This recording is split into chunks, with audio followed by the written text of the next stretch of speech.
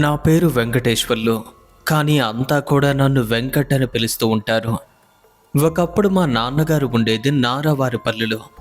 ఇక కథలోకి వెళ్తే అది కేరళ రాష్ట్రంలో పక్కనే ఉన్నటువంటి ఇడుక్కి ప్రాంతం. జిల్లా పరంగా చూసుకుంటే ఇడుక్కి చాలా ఎక్కువ విస్తీర్ణంలో ఉంటుంది. ఇక్కడ యాలకులు, మిరియాలు, టీ తోటలు చాలా ఎక్కువ. పైగా ఇది అన్నింటికంటే దేనికి ప్రసిద్ధి అంటే జల విద్యుత్ ఉత్పత్తికి బాగా ఫేమస్ అయినటువంటి ఒక ప్రాంతం. మరి ఇలాంటి ప్రాంతానికి మా నాన్నగారు 1979లో అమ్మను పెళ్లి చేసుకుని కూలి పనుల నిమిత్తం అక్కడికి వలస వెళ్ళటం జరిగింది. ఇక అక్కడ మేము కూడా వారికి జన్మించాం. ఇక మా తల్లిదండ్రులకు మొత్తం మేము 5 మంది సంతానం. ఇక వారందరికంటే నేనే పెద్దవాడిని. నా పేరే వెంకటేశ్వర్లు. నేను కేవలం 7వ తరగతి వరకు మాత్రమే చదువుకున్నాను. కానీ ఆ రోజుల్లో అది కూడా చాలా ఎక్కువ. ఇక అప్పటికి మా నాన్నగారి ఆరోగ్యం సరిగ్గా లేదు. చదువు మానేసి అమ్మతో పాటు కూలి పనులకు పోతూ ఉండేవాడిని. మీరనుకోవచ్చు, అంత చిన్న వయసులో కూలి పనులకు ఎలా వెళ్తావో అని. అయితే అప్పట్లో ఇటువంటి చట్టాలంటూ ఏమీ లేవు. పెద్దగా ఎవరూ పట్టించుకునేవారు కూడా కాదు. అలా ఇద్దరం కూలి పనులు చేస్తూ ఏదో ఒక విధంగా కుటుంబాన్ని సాకుతూ ఉంటే 2003వ సంవత్సరంలో మా నాన్న హఠాత్తుగా మరణించారు.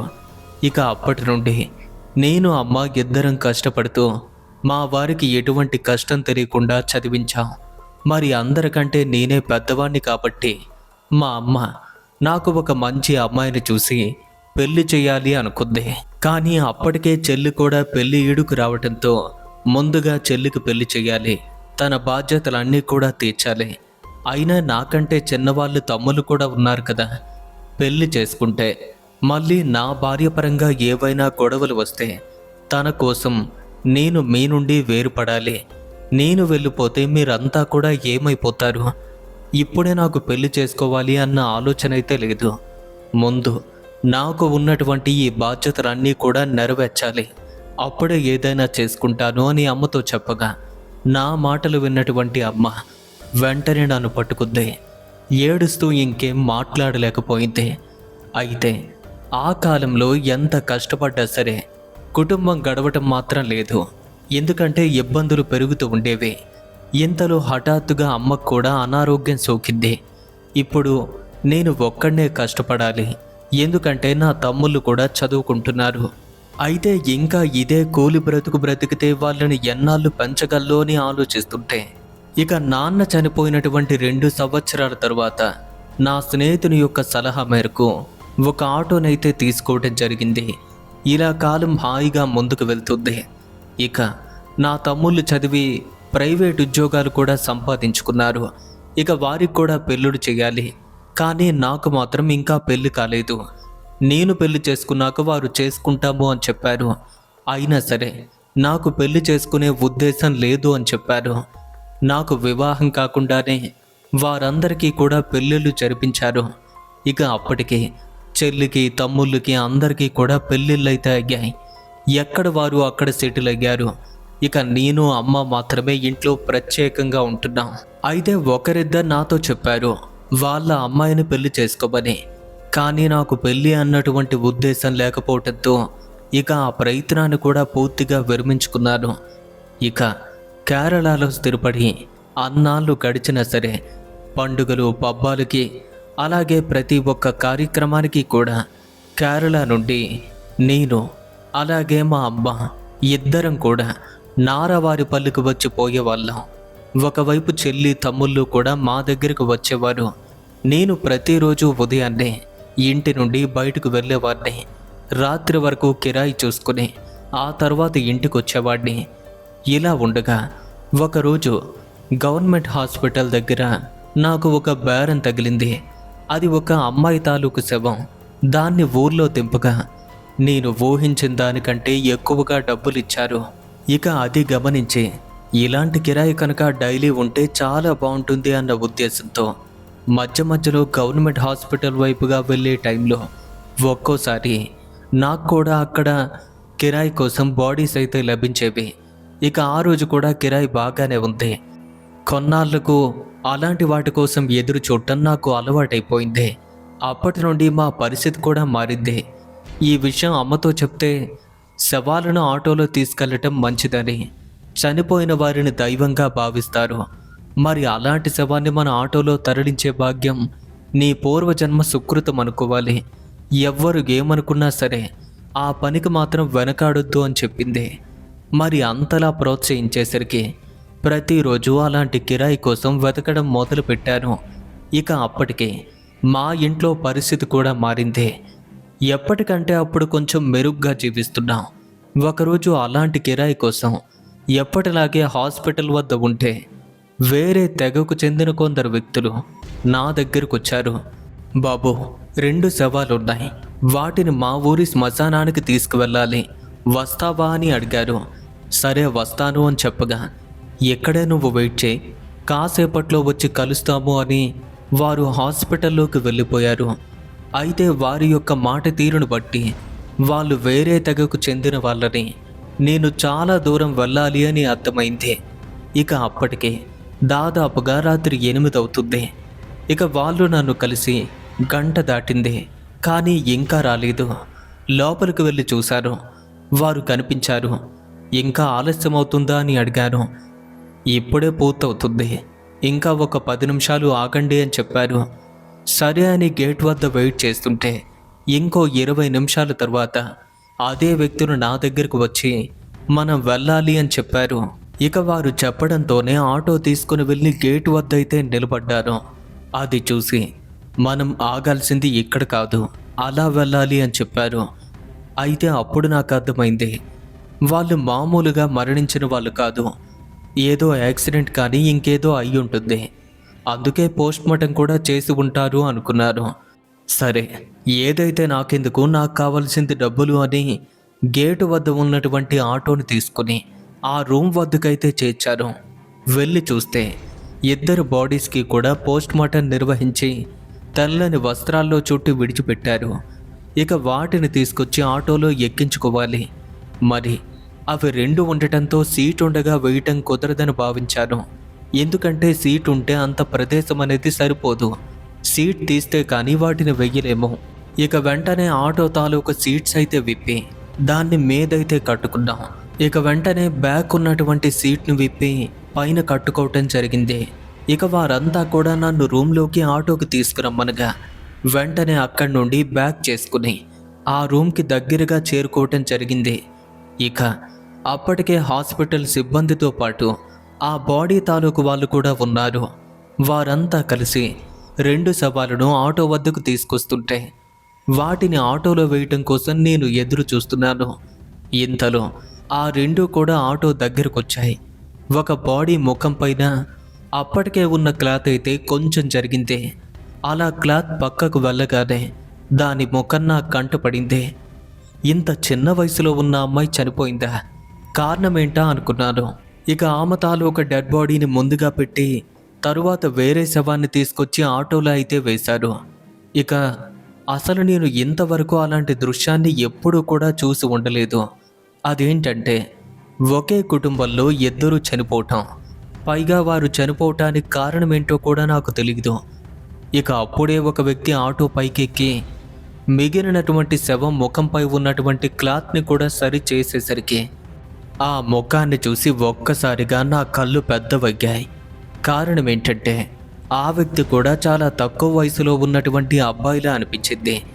కానీ వారెవ్వరూ కూడా తెలియటం లేదు. ఒకవేళ అన్నా చెల్లెల్లా లేదా ఇంకెవరైనా అని ఆలోచిస్తుంటే వారి పనిలో వారు ఉంటే వారికి చెందినటువంటి ఇంకో వ్యక్తి ఆటో ముందుకొచ్చి నిల్చున్నాడు. నేను వెంటనే తన దగ్గరికి చేరుకుని, తమ్ముడు, వీళ్ళిద్దరూ ఏమవుతారు, ఒక్కసారి ఎలా చనిపోయారు అని అడిగారు. అందుకు ఆ వ్యక్తి బాధపడుతూ, ఏమని చెప్పనన్నా, వాళ్ళిద్దరూ కూడా దగ్గర బంధువులు, ఒకే వీధిలో పక్కపక్క ఇళ్లల్లో ఉంటారు, చిన్నప్పటి నుంచి కలిసి చదువుకున్న వాళ్ళు, ఇప్పుడే డిగ్రీ ఫస్ట్ ఇయర్కి వచ్చారు. కానీ వీరు గత 5 సంవత్సరాలుగా ప్రేమించుకుంటున్నారు. ఈ విషయం ఇంతవరకు మాలో ఎవ్వరికీ తెలియదు. కానీ 3 రోజుల క్రితమే ఈ విషయం మాకు తెలిసిందే. వారిని నిలదీస్తే నిజంగానే ప్రేమించుకుంటున్నాము అని చెప్పారు. సరే, మనమంతా కూడా దగ్గర వాళ్ళమే కదా, ఇప్పటి నుండి ప్రేమ గీమ అంటూ తిరిగితే చదువుకు ఇబ్బందిగా ఉంటుంది. కొన్నాళ్ళ పాటు మీ ప్రేమను పక్కన పెట్టి హాయిగా చదువుకోండి. ఇద్దరూ కూడా ఏదో ఒక పనిలో సెటిల్ అవ్వండి. తప్పకుండా ఇద్దరికీ పెళ్లి చేస్తాము అని ఇరు వర్గాల వాళ్ళు చెప్పడం జరిగింది. అందుకు వారు కూడా సరే అన్నారు. చదువుకుంటామని కూడా చెప్పారు. అలాగే చేస్తున్నారు కూడా. సరిగ్గా మరుసటి రోజే ఏమైందో ఏమో తెలియదు కానీ మాకిప్పుడే పెళ్లి చెయ్యాలి అని ఇద్దరూ కూడా వారి కుటుంబ సభ్యులతో చెప్పగా, మీది పెళ్లి వయసు కాదు, పెళ్లి చేసుకోవడానికి ఇంకా చాలా టైం ఉంది, ఇప్పటి నుండి పెళ్లి చేసుకుంటే చాలా ఇబ్బంది, ముందు చదువుకోండి తర్వాత చేస్తాము అని చెప్పారు. కానీ వారిద్దరూ కూడా ఒకే మాట మీద నిలబడి మాకు వెంటనే పెళ్లి చేయాలి అని పట్టుబట్టారు. అయితే మా వాళ్ళెవరూ కూడా అందుకైతే ఒప్పుకోలేదు. కారణం ఏంటంటే చిన్న వయసులో పెళ్ళి అంటే పోనీ అమ్మాయి వయసు అయితే ఇంచుమించుగా సరిపోవచ్చు, కానీ అబ్బాయి వయసు మాత్రం బాగా తక్కువ. మగవాడికి 21 ఏళ్ళు నిండితే కానీ పెళ్లి చేయటం కుదరదు అని మన చట్టం చెప్పింది కదా. ఇంకా 3 ఏళ్ళు పోయాక తప్పకుండా పెళ్లి చేస్తాము అని చెప్పారు. ఇక అప్పటికైతే వారి పంతాన్ని విడిచిపెట్టారు. కానీ మరుసటి రోజు కూడా అదే పరిస్థితి. వెంటనే పెళ్లి చేయమంటున్నారు. ఇక చివరికి పెద్దవాళ్ళకైతే కోపం వచ్చింది.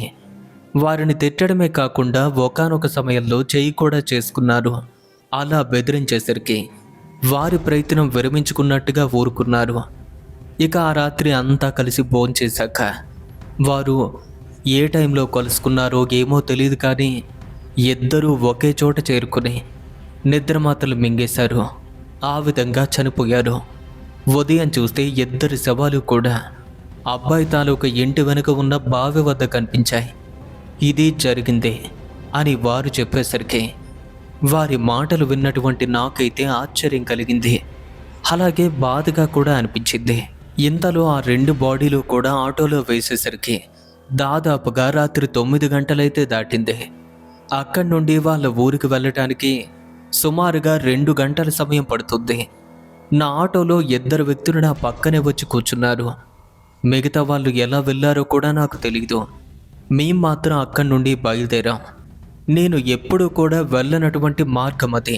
పైగా పూర్తిగా కొండ ప్రాంతంలా ఉంది. వెళ్తున్న సమయంలో ఆ ప్రదేశాలను చూస్తుంటే నాకు అర్థమవుతుంది ఇదంతా కూడా కొన్ని ప్రత్యేకమైనటువంటి తెగలు ఉండే ప్రదేశాలు అని. మార్గం అంతా కూడా పూర్తిగా డామేజ్ అయింది. పెద్ద పెద్ద గుంతలతో నిండుకుంది. వాస్తవానికి 2 గంటల్లో వెళ్లాల్సినటువంటి ఆ మార్గం 2.5 గంటల పైగా పట్టింది. సరిగ్గా రాత్రి 11:30 గంటలకు మేము ఆ ప్రాంతానికి వెళ్ళాం. శ్మశానం ఎంత దూరమని అడిగాను. ఇంకా ఒక 10 నిమిషాలకు వెళ్ళొచ్చు అని చెప్పారు. ఇక ఆ ఊరు కిలోమీటర్ దూరం మిగిలి ఉండగానే ఎడం వైపు మార్గంలో ఉన్నటువంటి దారిలోకి మా ప్రయాణం సడలింది. అది శ్మశానానికి వెళ్లాల్సినటువంటి దారి కావటంతో అక్కడక్కడ ముళ్ళ కంపలతో నిండుకుంది. అందుకని ఇంకో 20 నిమిషాల పాటు సమయం పట్టింది. ఇక శ్మశానానికి సరిగ్గా 100 మీటర్ల దూరంలో ఉండగానే అక్కడ అగ్ని మంటలు వెలుగుతున్నట్టుగా కనిపించాయి. దాన్ని చూడగానే అర్థమైంది నాకు అది శ్మశానమని, నేను వెళ్లాల్సింది అక్కడికే అని. మెల్లగా వెళ్తున్నాం. సరిగ్గా అప్పుడే ఆ ప్రదేశంలో డప్పు తాలూకు శబ్దాలు మొదలయ్యాయి. అయితే ఆ డప్పు శబ్దం కూడా చావు దరువులా వినపడటం లేదు. ఏదో పెళ్లికి మోగినట్టుగా డప్పు వాద్యాలు వినిపిస్తున్నాయి. కానీ కేరళలో ఒక్కొక్క తెగ ఒక్కో సాంప్రదాయం భిన్నంగా ఉంటుంది. అందుకే నేను దాని గురించి కూడా పెద్దగా పట్టించుకోలేదు. నా ఆటో మాత్రం మెల్లగా ముందుకు వెళ్తూ శ్మశానానికి మరింత దగ్గర పడేసరికి ఆ ప్రాంగణం అంతా కూడా వెలుగుతో ఉంది. ఊరి జనమంతా కూడా అక్కడే గుమిగూడి కనిపించారు. 2 వ్యక్తులు చనిపోయారు కదా, ఎంతైనా ఇలానే ఉంటుంది. ఆఖరి చూపు కోసం వీరంతా వచ్చి ఉంటారు అనుకున్నాను. నేరుగా ఆటో వెళ్ళి శ్మశానంలో అడుగు పెట్టింది. అలా ఆటో వెళ్ళటంతోనే మేళ తాళాలతో ఆటో చుట్టూ కమ్ముకుని ఏ ఒక్కరూ కూడా ఏడవకుండా ఆశ్చర్యకరంగా ఆటోలో ఉన్నటువంటి బాడీస్ని చూస్తూ త్వరగా దింపండి, ముహూర్తానికి సమయం అవుతుంది అని చెప్పారు. ఇక వారైతే ఆ విధంగా మాట్లాడుతున్నారు. ఎన్నో ఏళ్ళుగా అక్కడే స్థిరపడి ఉండటంతో అక్కడ భాష అంతా కూడా నాకు బాగా తెలుసు. వారు అలా మాట్లాడుకోవటం వింటున్నటువంటి నేను వీళ్ళకి ఇంకా పెళ్లి కాలేదు కనుక ఇక్కడ సాంప్రదాయం ప్రకారం దహనం చేయకుండా సమాధి చేస్తారు. మరి సమాధి చేయటానికి ముహూర్తం ఎందుకు? ఇక అంతలోనే ఊరిలో ఉన్నటువంటి మిగతా జనం కూడా అక్కడికైతే చేరుకోవటంతో ఆ జనం యొక్క దాటికి శ్మశానం కూడా పట్టలేదు. ఇక అందులో కొందరైతే మాట్లాడుకుంటున్నారు, అంతా ఇక్కడే ఉంటే వంట వరపు ఎవరు చేస్తారని. ఇక అందుకు కొంతమంది వ్యక్తులైతే చెప్తున్నారు, ఆ పనంతా కూడా వంట వాళ్ళు చూసుకుంటున్నారు అని. పైగా మన పెద్దలు కూడా అక్కడే ఉన్నారు అని చెప్తుంటే నేను వెంటనే ఒక వ్యక్తినైతే అడిగాను. నాకు ఆత్రం చాలా ఎక్కువ. అన్నా, ఈ టైంలో వంట గురించి మాట్లాడుతున్నారేంటి అని అడగ్గా, నువ్వెక్కడికి వీరిని ఎందుకోసం తీసుకొచ్చావో నీకు కూడా తెలుసు కదా, మరి తెలిసి అడుగుతున్నావేంటి అనగా, వాళ్ళని శ్మశానంలో సమాధి చేయటం కోసం తీసుకొచ్చాను కదా. ఇక అదే ఉద్దేశంతో అనేసరికి ఇంతలో ఆ వ్యక్తి ఇంకోవైపుగా నడుచుకుంటూ వెళ్ళిపోయాడు. ఇక ఊరి జనమంతా కూడా ఆ శ్మశానంలో కిటకిటలాడుతున్నారు. ఆ చీకట్లో ఎవ్వరూ ఇబ్బంది పడకుండా ఉండాలని ప్రతి చోట కూడా వెలుతురు కోసం దివిటీలు కడుతున్నారు. ఇక డప్పుల వాద్యమైతే మామూలుగా లేదు. ముసలి వాళ్ళని సైతం నాట్యం చేయించేలా ఉంది, అంత ఘనంగా మోగుతున్నాయి. సరేలే, ఏం జరుగుతుందో తెలీదు, ఇదంతా కూడా నాకెందుకు. ఇక ఆటో నుండి డెడ్ బాడీలు తీస్తే నేను వెళ్ళిపోతాను అని చూస్తుంటే సరిగ్గా అప్పుడే కొంతమంది వ్యక్తులు వారి సాంప్రదాయం ప్రకారం శ్మశానంలో పెళ్లి పందిరి వేసినట్టుగా పందిరి సిద్ధం చేస్తున్నారు. అరటి చెట్టు పందిరి కట్టి ఒక పెళ్లి పందిరిని సిద్ధం చేసినట్టుగా కనబడుతున్నారు. ఇక అప్పటికే దాదాపుగా అర్ధరాత్రి 1 గంట కూడా కావచ్చు.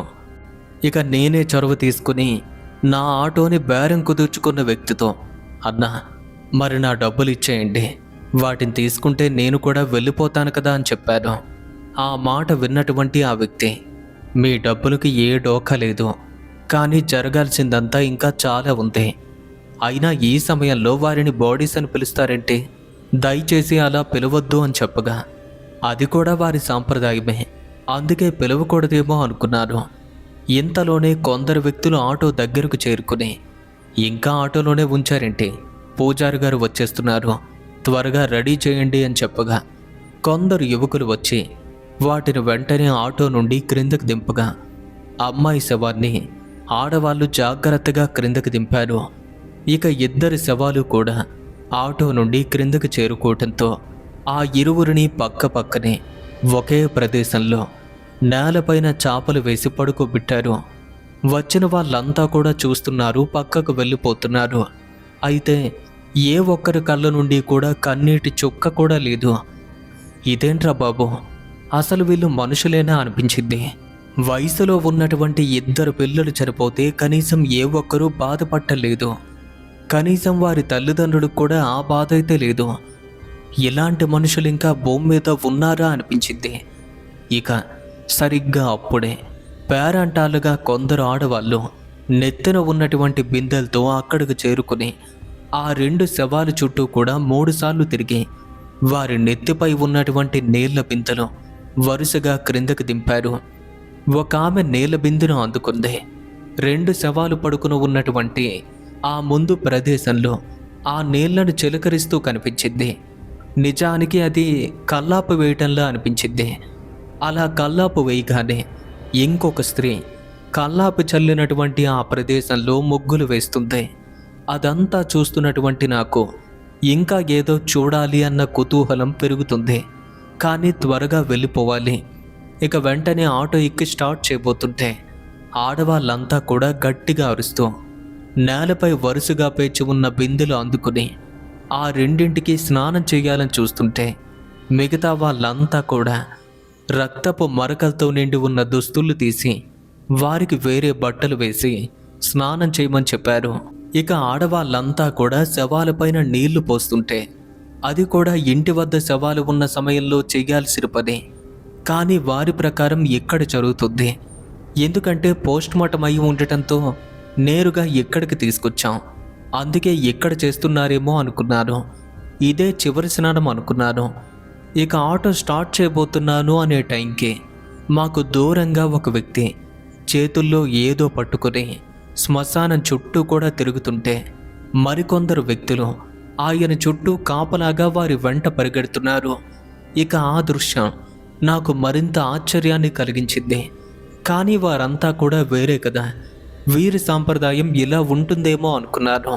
ఇంకా నేను ఇక్కడే ఉండటం కుదరదు, ఇంకా వెళ్ళిపోవాలి అని చెప్పి ఆటో స్టార్ట్ చేయబోతుంటే సరిగ్గా అప్పుడే ఒక వ్యక్తి శ్మశానంలో దండోరా వేస్తున్నట్టుగా డప్పు కొడుతూ చెప్తున్నాడు. పూజారి గారు శ్మశానం చుట్టూ కూడా అష్ట దిగ్బంధనాన్ని చేశారు. వీరికి పెళ్లి జరిగే వరకు ఎవ్వరూ బయట అడుగు పెట్టకూడదు అనేసరికి ఆ దండోరా విన్నటువంటి నాకు ఒక్కసారిగా గుండె ఆగినట్టయింది. శ్మశానం చుట్టూ కూడా అష్ట దిగ్బంధనం చేయటమా? పైగా ఈ శ్మశానంలో వివాహం చేయటమా?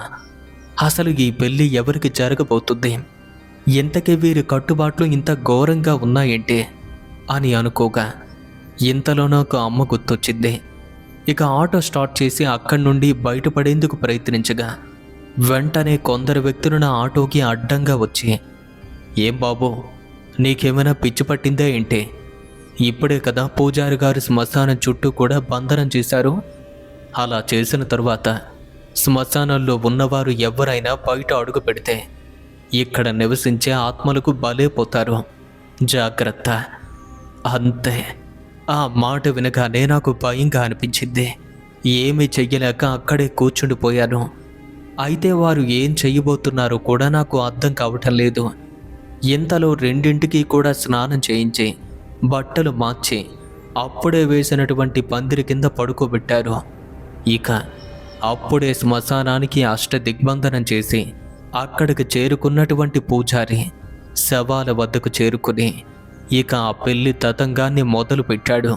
సాధారణంగా ఇద్దరు వ్యక్తులకు పెళ్లి పందిట్లో ఎటువంటి కార్యక్రమాలు జరిపిస్తారు అవన్నీ కూడా పాటిస్తూ అలాంటి పనులన్నీ వాటి వద్ద చేయటంతో ఎవరికో పెళ్లి చేయాలి అంటున్నారు, కానీ చేసేదంతా కూడా శవాలకే చేస్తున్నారు. ఇంతకీ ఇప్పుడు ఏం జరగబోతుందా అని ఎదురు చూస్తున్నారు. ఇక అప్పటికే అన్ని కార్యక్రమాలు ముగిశాయి. ఇక మిగిలింది పెళ్లి వేడుక ఒక్కటే. అంతవరకు అన్నీ సమకూర్చినటువంటి ఆ పూజారి గురువుగారు వచ్చే వేళైంది. మేళ తాళాలు మోగించండి అనగా మళ్ళీ వాద్యాలు మొదలయ్యాయి.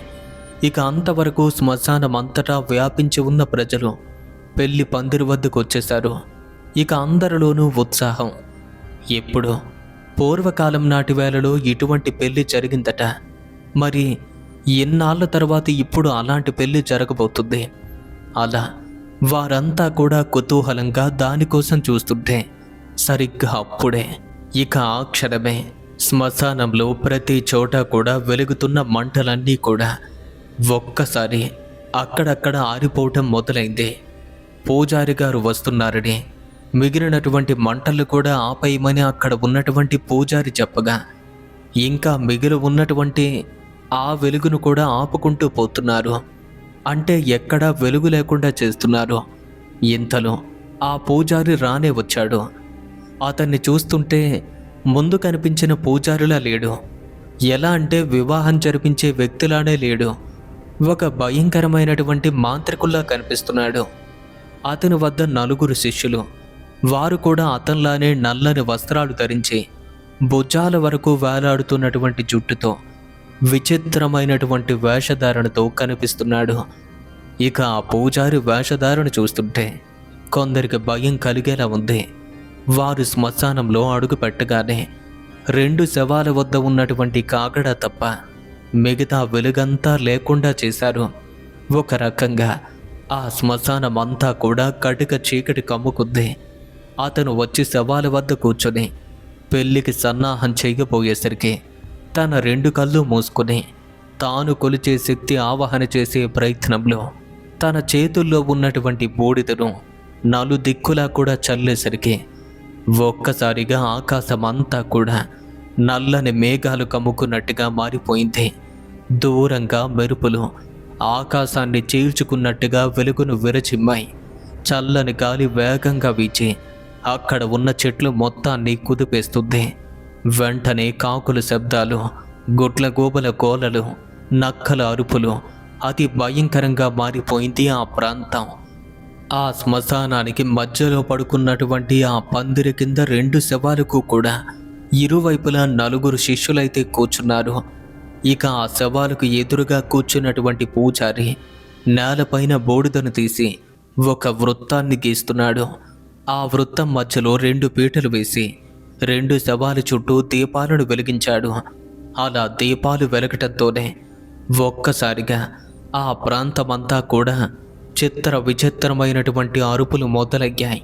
ప్రకృతి ఆర్తనాదం చేస్తున్నట్టుగా అనిపించింది. అలా కొన్ని క్షణాల పాటు మారుమోగిన ఆ ప్రాంతం తరువాత నిశ్శబ్దంగా మారిపోయింది. ఒక్కసారిగా బలమైనటువంటి గాలి వీచి శవాల వద్ద వెలుగుతున్న కాగడా మంటను ఆర్పే ప్రయత్నం చేస్తుంటే పూజారి ఆ కాగడా పైన బూడిదను చల్లుతూ, దాన్ని ఆర్పివేయటం ఎందుకు? నీ శక్తి వీటిపైన చూపించి చచ్చిపడిన వాళ్ళను బ్రతికించు అని అరుస్తున్నాడు. కానీ ఆ గాలి మాత్రం మండుతున్న కాగడాను ఆర్పేందుకు చూస్తుంటే శ్మశానం యొక్క బూడిదను విరివిగా చల్లుతూ మండుతున్న కాగడ ఆరిపోకుండా, నీ శక్తిని అగ్నిపైన చూపించకు, క్రింద పడి ఉన్నటువంటి వీరిలోకి ప్రవేశించి ఇరువురు సజీవంగా లేచి కూర్చునేందుకు సహాయం చేయమని చెప్తున్నాడు. కానీ ఆ బలమైన గాలి మాత్రం ఇంకా దాన్ని ఆపేందుకు చూడగా పూజారి కోపంతో అరుస్తూ, నువ్వు ఎలా చేసినా ఊరి వాళ్ళ ముందు నాకు తల వంపులు తీసుకొచ్చేలా ఉన్నావు. ఇదేనా నీ శక్తి? ఇన్నాళ్ళు పూజించి నీకు సేవ చేసినందుకు ఈరోజు నన్ను అవమాన భారంతో చంపాలని చూస్తున్నావా? తరతరాలుగా మా ఇంట కొనసాగుతున్న యజ్ఞం ఈ రోజుతో నిర్వీర్యం చెయ్యాలని చూస్తున్నావా? ఈ క్షణం నువ్వు వారిలోకి ప్రవేశించి నీ శక్తి ప్రభావంతో వారు జీవించినట్టుగా చేయకపోతే నీ కళ్ళ ముందే కనబడుతున్న ఈ రాయికి నా తల కొట్టుకుని చేస్తాను. వీరికి ఇచ్చినటువంటి మాట గనక నెరవేరకపోతే నేను బ్రతికున్నా ఫలితం లేదు. త్వరగా వచ్చి వీరిని ఆవహించమని తాను గట్టిగా చెప్తుంటే అంతవరకు కాగడా వైపుగా వెళ్తున్నటువంటి ఆ చల్లని గాలి ఒక్కసారిగా 2 శవాల పైన సుడిగుండల్లా చుట్టుకుంది. గాలి వెంటనే సుడిగుండల్లా మరి దుమ్ము కొడుతుంది. శ్మశాన ప్రాంగణంలో ఉన్నటువంటి ఆ దుమ్ము, ధూళి, ఎండుటాకులన్నీ కూడా మొత్తం ఒకే చోటకు వచ్చేశాయి. అక్కడదంతా కూడా ఒక వలయంలా తిరుగుతుంది. ఆ సుడిగాలి యొక్క ప్రభావానికి శ్మశానంలో ఉన్నటువంటి బలమైనటువంటి చెట్లు వాటంతటా అవే పైకి క్రిందకి కొట్టుకుంటున్నాయి. చిన్న చిన్న చెట్లు, ఎండినటువంటి చెట్లు అయితే పెలపల విరిగిపోతూ అక్కడ ఒక భీకరమైనటువంటి వాతావరణాన్ని సృష్టిస్తున్నాయి. మాంత్రికుడు ఆ శక్తి చేస్తున్నటువంటి కీడును తలిచి తన ముందు ఉన్నటువంటి రాయికి తల కొట్టుకునేందుకు సిద్ధపడి, ప్రజల ముందు అవమాన భారంతో బ్రతకడం కంటే తల కొట్టుకుని చనిపోవటమే మంచిదని కూర్చున్నటువంటి ఆ మాంత్రికుడు తన తలని పైకి లేపి తన ముందు ఉన్నటువంటి బండ కొట్టుకునే ప్రయత్నం చేసేసరికి అంతవరకు ఆకాశానికి నిచ్చెన వేసి శ్మశానాన్ని తన ఆధీనంలోకి తీసుకుని ఒక భయంకరమైనటువంటి విలయ తాండవాన్ని సృష్టిస్తున్న ఆ సుడిగాలి ఒక్కసారిగా శాంతించి నల్లని రూపంలో 2 శవాల వద్దకు చేరుకుని గాలిలో తేలుతున్నట్టు కనపడింది. ఇక ఆ క్షణమే ఆ 2 శవాలపైన ఉన్న దుస్తులు మెల్లగా కదులుతున్నాయి. మాంత్రికుడు శాంతించాడు. తాంత్రిక మంత్ర పఠనాన్ని మొదలుపెట్టాడు. 4 శిష్యులు నలువైపులా నిల్చున్నారు.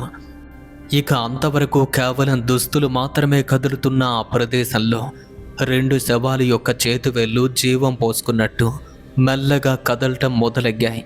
ఆ దృశ్యాన్ని చూస్తున్న వారంతా కూడా ఆశ్చర్యపోతున్నారు.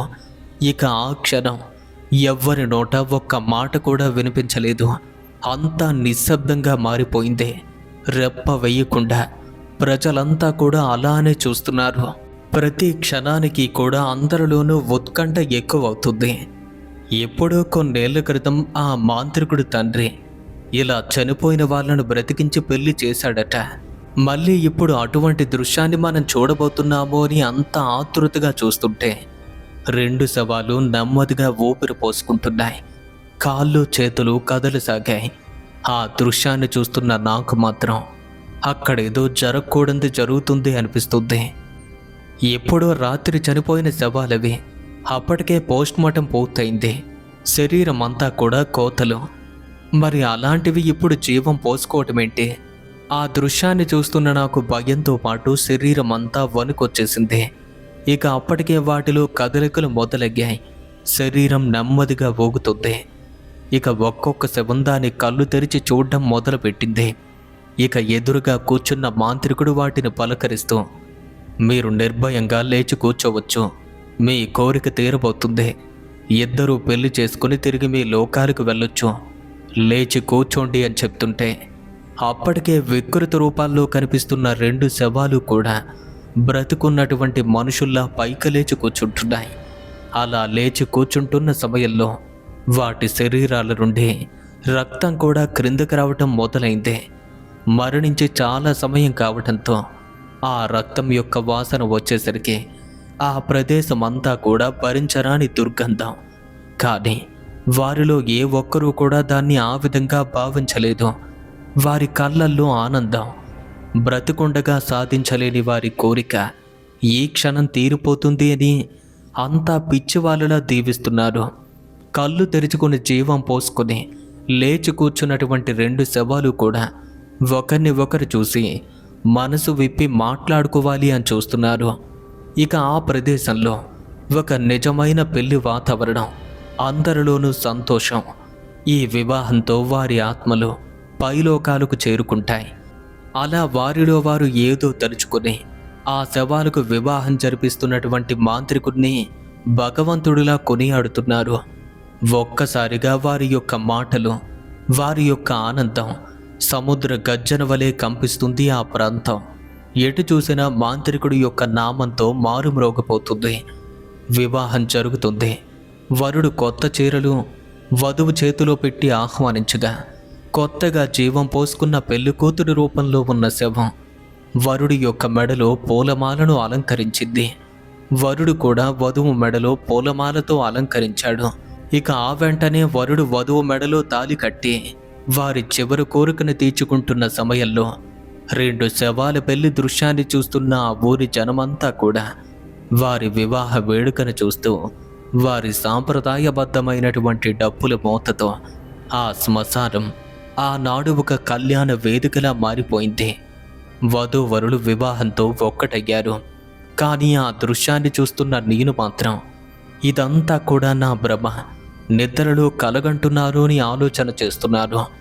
కానీ అదంతా కూడా నా కళ్ళ ముందే జరుగుతుంది. కేరళ అనేది తాంత్రికానికి పుట్టినిల్లు, మాంత్రికులు కూడా ఎక్కువ. కానీ ఇటువంటి మాంత్రికుల్ని అంతవరకు ఎప్పుడూ చూసి ఎరుగను. పైగా అటువంటి సంఘటనల గురించి కథల్లో కూడా విని ఉండలేదు. ఆ రాత్రి నేను చూస్తున్నటువంటి ఆ దృశ్యం జీవితంలో ఎప్పుడూ ఎరుగని భయాన్ని తలపించింది. దెయ్యాల వివాహం కాదు, శవాల వివాహం పూర్తయింది. 2 వధూవరులు మాంత్రికుడు ముందు కూర్చున్నారు. వారిలో ప్రవేశించిన శక్తి వారి నుండి బయటపడేందుకు చూస్తుంది. 2 మెల్లగా భూమిపైకి వాలిపోతున్నారు. శరీరంలో చలనం తగ్గుతుంది. వారి శరీరంలోని కదలికలు అంతమైపోతున్నాయి. చివరికి ఆ 2 శవాలు పక్కపక్కనే నేలపైకి ఒరిగిపోయాయి. అందరి కళ్ళల్లోనూ ఆశ్చర్యం, ఆనందం. కానీ ఎవ్వరికీ బాధ లేదు. బ్రతికుండగా తీర్చుకోలేని వారి కోరిక మరణం తరువాత సాధించారని అనుకుంటున్నారు. ఇక ఆ ప్రక్రియ మొత్తం కూడా పూర్తయింది. అప్పటికే సిద్ధం చేసి ఉన్నటువంటి ఒక పెద్ద సమాధి వద్దకు ఇద్దరినీ తీసుకువెళ్లారు. అంటే ఆ 2 శవాలను తరలించారు. సమాధి అడుగున పూలతో అలంకరించి ఇరువురి యొక్క శవాలను పక్కపక్కనే అమర్చి ఇరువురి యొక్క కొంగును బ్రతుకున్నట్టుగా ముడివేసి వారి శవాలపైన పూలతో అలంకరించి సువాసనలు వచ్చే సుగంధ ద్రవ్యాలు వెదజల్లి ప్రజలంతా చూస్తుండగా ఆ ఇరువురు దంపతులు నిద్రిస్తున్న సమాధిని మట్టితో పూడ్చిపెట్టడం మొదలుపెట్టారు. ఇక ఆ దృశ్యాన్ని చూస్తున్న నా కళ్ళల్లో ఆశ్చర్యం, కానీ ఎక్కడో ఏదో తెలియని భయం. ఇక అప్పటికే ఆ ప్రాంతమంతా చీకటిగా ఉంది. అక్కడ ఉన్న ప్రజలు తంతు ముగించుకుని వేరు దిశలకు వెళ్ళిపోతున్నారు. కానీ నేను మాత్రం అక్కడి నుండి ఒంటరిగా వెళ్లేందుకు భయపడుతుంటే వారిలో కొంతమంది వ్యక్తులు నా దగ్గరకు వచ్చి, భయపడ్డావా? ఇది మా సాంప్రదాయం, మా తెగలు ఆచారాలు అన్నీ వేరు. ఇద్దరూ మనసారా ప్రేమించుకుని పెళ్లి చేసుకోవాలి అనుకున్నారు. కానీ వారి కోరిక తీరలేదు. అందుకే అలా మరణించారు కదా. మరణించిన వారికి తిరిగి ప్రాణం పోసి వారి కోరికను ఈ విధంగా తీర్చాం. లేదంటే వారు ఆత్మలుగా మారి మాపైనే శాసిస్తాయి. అందుకే ఇలా చేశాం. ఇప్పుడు ఇది మరణ స్థలం కాదు, వివాహ స్థలం అని వారంతా కూడా చెప్తుంటే మరి ఇప్పుడు ఏం చేస్తారు అని అడిగాను. ఇంకేముంది, పెళ్లి తర్వాత భోజనం ఉంటుంది. మేమంతా కలిసి భోంచేసి ఎవరి ఇళ్లకు వారు చేరుకుంటాం అని చెప్పేసరికి మరి ఇక్కడి నుండి నేను వెళ్ళటం ఎలా? ఒంటరిగా వెళ్ళటం భయం వేస్తుంది అని చెప్తుంటే భయపడుతూ వెళ్లాల్సిన పనే ఉంది. ఈ రాత్రి మాతో పాటు ఉండు, ఉదయాన్నే ఊరికి వెళ్ళు అని చెప్పారు. వారు ఆ మాట చెప్పగానే కల్లారా చూసినటువంటి వాటి యొక్క పరిస్థితి ఒక్కసారిగా నా మనసులో కదలాడింది. ఆ దృశ్యాన్ని తలుచుకోగానే కడుపులో ఉన్నదంతా కూడా వాంతి రూపంలో బయటకు వచ్చేసింది. ఇక అప్పటికే నేను బాగా అలసిపోయాను. ఇక ఆ సమయంలో ఒంటరిగా వెళ్ళటం కూడా కష్టమని ఆ పెళ్లి భోజనం జరుగుతున్న ప్రదేశం వైపుగా వారితో పాటు వెళ్ళాను. ఇక అక్కడికి వెళ్ళిన తర్వాత వారంతా కూడా భోంచేస్తుంటే అక్కడే ఒక చోట కూర్చొని వారితో మాట్లాడుతూ గడిపాను. విందు పూర్తయింది. ఆ తర్వాత వారితో పాటు వారి గ్రామంలోకి ప్రవేశించాను. ఇక ఆ ఊరిలోకి వెళ్ళగానే నాకు అర్థమైంది, ఆ ఊరిలో ఉన్నవారంతా కూడా మంత్రవాదులని. కానీ అందరి మాంత్రికుల కంటే శవాలకు వెళ్ళి చేసిన ఆ మాంత్రికుడు మహాగణుడని తెలిసింది. ఉదయం ఆ గ్రామం నుండి శ్మశానం వైపుగా వెళ్తుంటే ప్రతి చెట్టు, ప్రతి పుట్ట, ప్రతి బండను కూడా వారు ఒక దైవంగా కొలుస్తున్నారని అర్థమైంది. కానీ ఆ సంకేతాలన్నీ కూడా క్షుద్ర శక్తులకు నిలయమని చెప్తున్నాయి. ఇక అటువంటి భయంకరమైన గ్రామంలో ఆ రాత్రి గడిపి ఉదయాన్నే శ్మశానానికి చేరుకుని ఆటో దగ్గరకు చేరి ఆ సమాధి వైపుగా చూస్తుంటే ఇద్దరు నూతన దంపతులు హాయిగా సమాధిలో నిద్రిస్తూ కనిపించారు. నా మనసు మారి మళ్ళీ భయం మొదలైంది. కానీ అప్పటికే సూర్యుడు ఉదయించడంతో చీకటి మాయమయ్యి వెలుతురు కమ్ముకుంది. వేగంగా వెళ్ళి ఆటోలో కూర్చున్నాను. ఇంజన్ స్టార్ట్ అయింది. ఇక ఆ మార్గాన్ని దాటి మా ఊరి మార్గంలోకి అడుగుపెట్టాను. ఇంటికి చేరుకుని స్నానం చేసి వెంటనే భగవంతుని ముందు దీపాన్ని వెలిగించి నాలో ఉన్నటువంటి భయాన్ని విడిచిపెట్టి రాత్రి జరిగినటువంటి సంఘటన గురించి అమ్మతో చెప్పాను. ఇదంతా విన్నటువంటి మా అమ్మ, అవును, ఆ ప్రదేశాల్లో అటువంటి వాళ్ళే ఉంటారు. ఆ ప్రదేశాల్లో ఉన్నవారంతా కూడా మంత్రగాళ్ళని అప్పుడప్పుడు నాకు తాను చెప్తూనే ఉండేవారు. అయినా మన ఉంటుంది కేరళ, ఇక్కడ ఇలాంటివన్నీ కూడా సహజం. వాటి గురించి ఆలోచించకు, మనసులో భయాన్ని వీడి ఇక ముందు అలాంటి కిరాయిలకు దూరంగా ఉండు అని చెప్పింది. అంతే, అమ్మ చెప్పిన మాట ప్రకారమే ఇక ఆ రోజు నుండి శవాలు తీసుకువెళ్ళటం మానుకున్నాను. కానీ ఆనాటి నుండి ఈనాటి వరకు ఆ దృశ్యాన్ని తలుచుకుంటే ఒక్కసారిగా నా ఒళ్ళు చలదరిస్తుంది. వారి జీవితంలో జరగని ఈ సంఘటనను ఈరోజు వారు మనతో షేర్ చేసుకున్నారు. మరి వారికి మన ఛానల్ తరపున ప్రత్యేకంగా ధన్యవాదాలు తెలియజేసుకుంటూ ఇప్పుడు మీ వంతు ఈ వీడియో మీకు నచ్చినట్టయితే వెంటనే లైక్ చేయండి. మీ ఒక్క లైక్ అనేది ఇలాంటి మరిన్ని కథల్ని మీ ముందుకు తీసుకురావడానికి మాకు ఎంతో ప్రోత్సాహాన్ని ఇస్తుంది. ఈ కథలో మీకు భయంకరంగా అనిపించిన అంశం ఏంటి కామెంట్స్ రూపంలో తప్పకుండా చెప్పండి. ఇలాంటి మరిన్ని హారర్ స్టోరీలని ఒక్కటి కూడా మీరు మిస్ కాకుండా ఉండాలి అంటే ఇప్పుడే మన ఛానల్ను సబ్స్క్రైబ్ చేసుకుని పక్కనే ఉన్న బెల్ ఐకాన్ని యాక్టివ్ చేసి ఆన్లో పెట్టుకోండి. మరి మీ దగ్గర కూడా ఇటువంటి భయానక అనుభవం లేదా గ్రామాల్లో విన్నటువంటి కథలు ఏదైనా ఉంటే మాతో ఇన్స్టాగ్రామ్లో షేర్ చేసుకోండి. మీ కథను ఎంపిక చేసి మీ పేరుతో మా ఛానల్లో వీడియో రూపంలో తీసుకువస్తాం. Thanks for watching to all.